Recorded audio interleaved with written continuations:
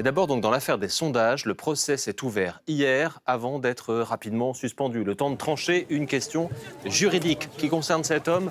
Nicolas Sarkozy, cité comme témoin, peut-il être entendu à la barre, sachant qu'au moment des faits, au début de son quinquennat, il était couvert par l'immunité présidentielle. Eh bien, le tribunal vient d'ordonner son audition le 2 novembre. On en parle avec Maître Avi Bitton qui est avec nous en visioconférence. Bonjour, vous êtes avocat.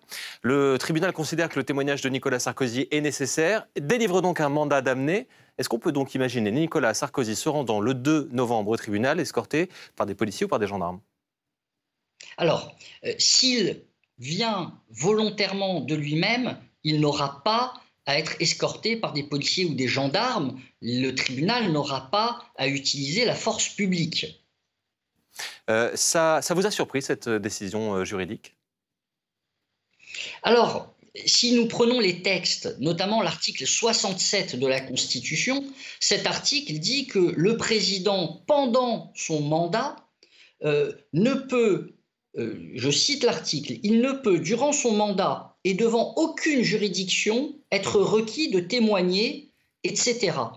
Ça, c'est durant son mandat. Mais l'article précise ensuite, c'est la Constitution française, les instances et procédures auxquelles il est ainsi fait obstacle peuvent être reprises ou engagées contre lui à l'expiration d'un délai d'un mois suivant la cessation de ses fonctions. En un mot, une fois qu'il n'est plus président de la République, il peut être cité comme témoin. C'est le sens de la décision du tribunal d'aujourd'hui qui le convoque, si mes souvenirs sont bons, pour le 2 novembre prochain. Après tout, on peut aussi se dire que si ce qu'il a à dire à la barre a une influence sur les débats et donc sur le sort des 5 personnes qui sont poursuivies dans cette affaire des sondages, oui, il vaut mieux d'ailleurs pour la manifestation de la vérité qu'il soit entendu.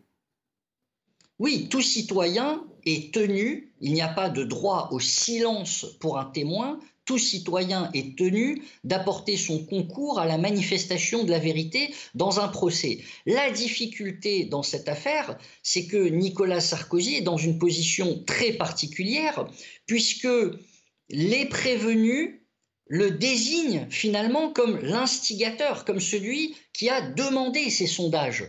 Donc il va être dans une position où il est témoin, il dépose sous serment, il doit dire la vérité, mais en même temps, par ses déclarations, il risque de s'auto-incriminer.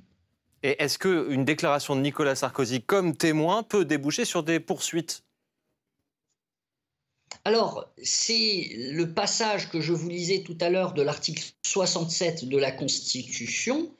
Une fois que le président de la République n'est plus président, il peut avoir à répondre pénalement de certains actes. Pas de tous les actes, je ne vais pas rentrer ici dans l'analyse juridique complète, mais il peut avoir à répondre de certains actes. Donc effectivement, encore une fois, il va être dans une position très particulière où il dépose sous serment de dire la vérité, mais où en même temps, à tout moment, il risque de s'auto-incriminer, et cela devant un des magistrats qui l'a jugé dans l'autre affaire, l'affaire Big Malion, où il a été condamné à 1 an de prison il y a à peine quelques semaines. Un de ces magistrats qui l'a condamné siège dans le tribunal qui est en train de juger l'affaire des sondages. On va suivre donc de près. Merci beaucoup, Avi Bitton, d'avoir été avec nous. Ce procès des sondages qui s'est ouvert hier et qui va donc pouvoir se reprendre. Nicolas Sarkozy doit être auditionné comme témoin le 2 novembre.